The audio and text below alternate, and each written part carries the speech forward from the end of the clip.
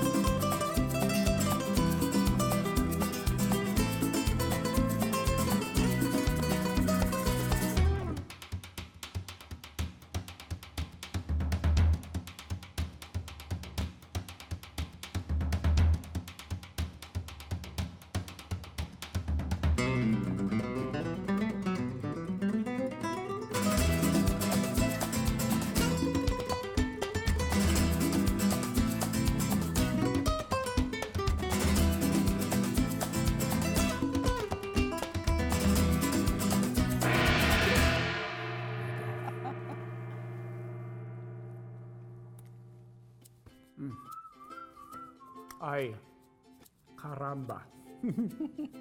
Joanne, this is such a great way to start the day.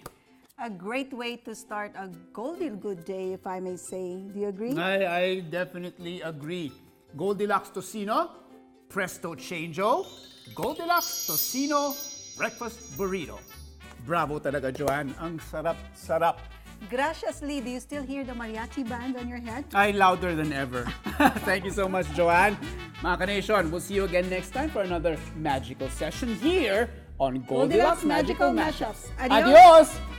Yay! Adios, burrito.